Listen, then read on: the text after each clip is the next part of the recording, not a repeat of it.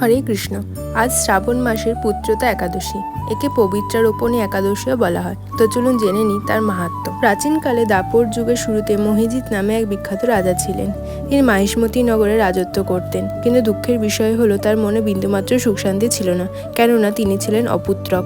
একদিন তিনি রাজ্যের সকলকে তার এই দুঃখের কথা জানান এবং তাদেরকে বলেন অনুসন্ধান করতে কেন তার পুত্র হচ্ছে না। রাজার এই প্রকার কাতর উক্তি শুনে তখন সমস্ত ব্রাহ্মণগণ পৌঁছলেন মহামুনি লোমশের কাছে এবং মহামুনি লোমশকে তারা রাজার এই দুঃখের সমস্ত কাহিনী বর্ণনা করলেন। তখন লোমশ মুনি বললেন যে পূর্বজন্মে রাজার কিছু পাপকর্ম রয়েছে, তার জন্য তিনি পুত্র সন্তানের সুখ থেকে বঞ্চিত হয়েছেন। কিন্তু শ্রাবণ মাসে শুক্লপক্ষের পবিত্রারোপণী একাদশী বা পুত্রদা একাদশী পালন করলে তিনি অভীষ্ট ফল পাবেন এবং তার দ্বারাই তার এই পাপক্ষয় হবে। এরপর রাজা এই একাদশী পালন করেন এবং পুত্র সন্তান লাভ করেন। হরে কৃষ্ণ।